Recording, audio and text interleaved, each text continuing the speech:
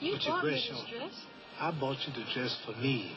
For me and you, I told you. For me to watch around house, not for everybody out here to see. I need a drink. They ain't gonna feed no damn ginger ale.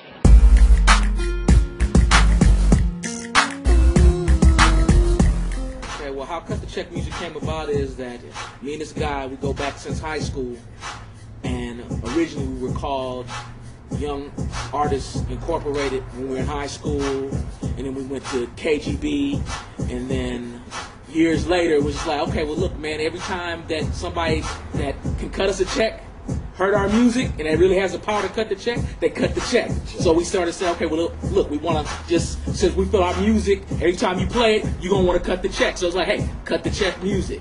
You know, and it makes sense, and it's kind of that movement where it's that positive energy, and also that's what we feel about our stuff. It's like, hey man, when you put on our stuff, cut the check. There's not anything to talk about or think about. That's how we roll. You know?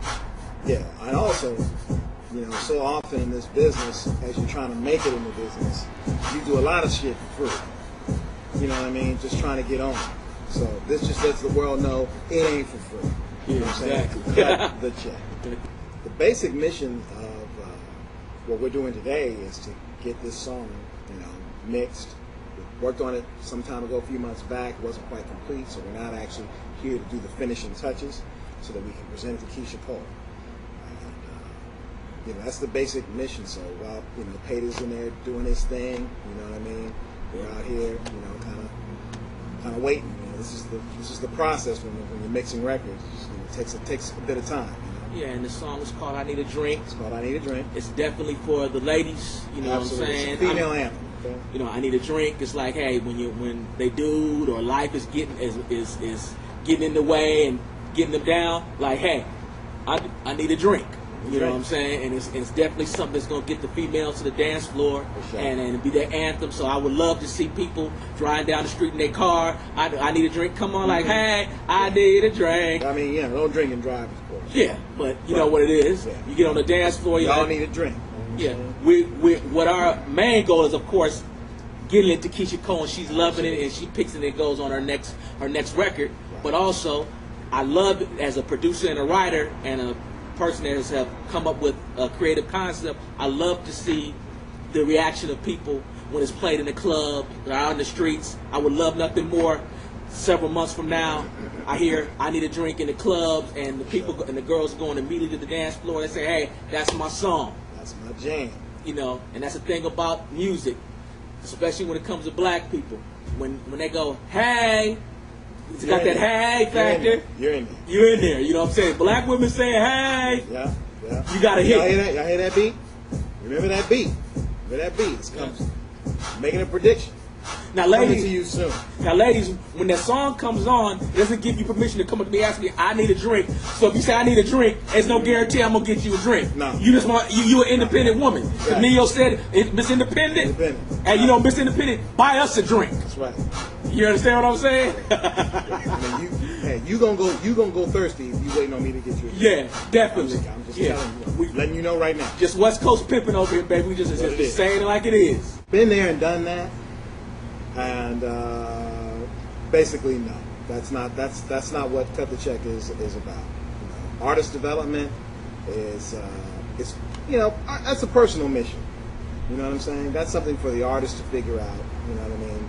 Just like being a writer or being a producer, you have to spend time, you know, developing your craft. That's something that they have to do. You know, I've been through that. You know what I'm saying? We both have with a number of people over the years.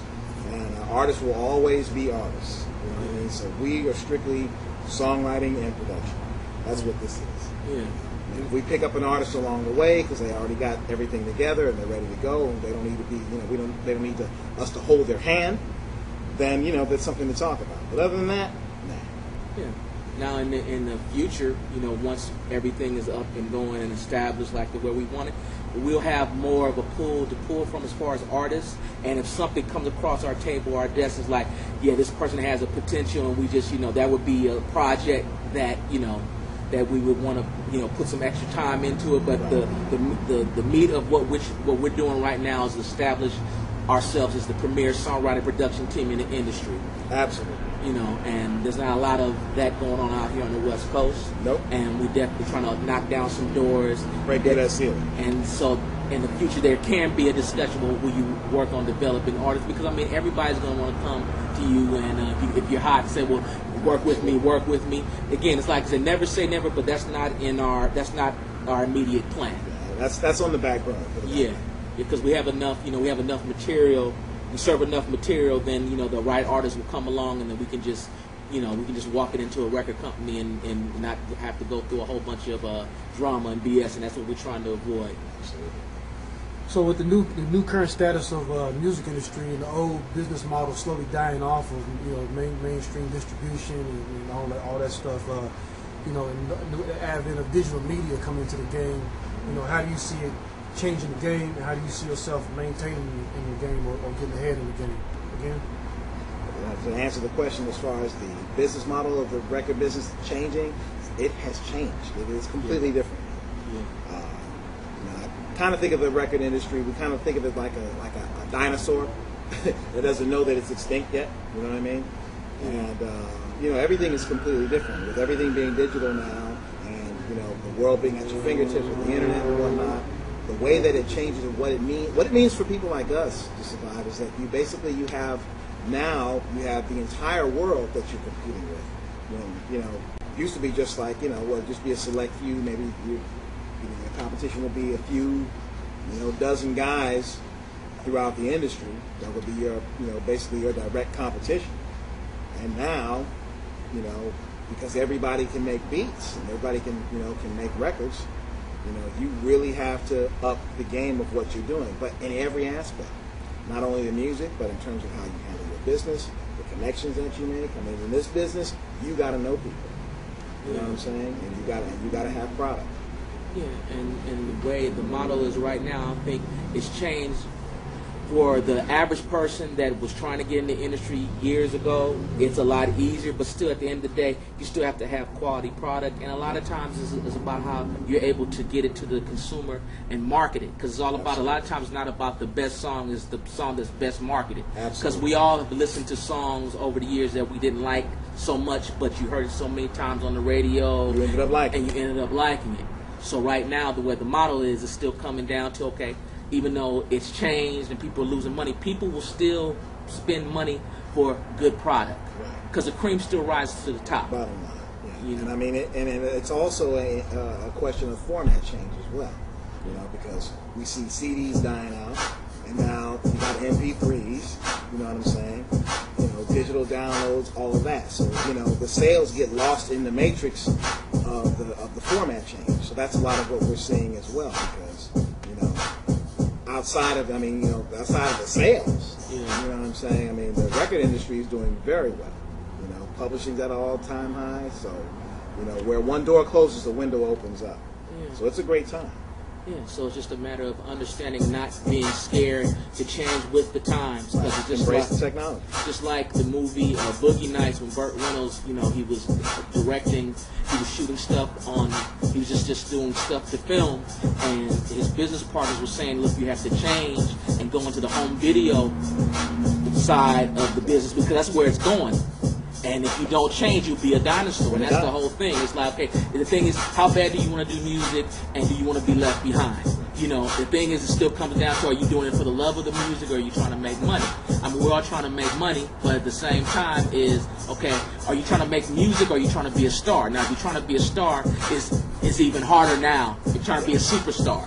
Okay, so it's getting back to now where it's just like you really, really have to earn your fans and build that fan base and make people want to go out and buy your record. Because, I mean, the people that are buying the records are not older people. That's the reason why.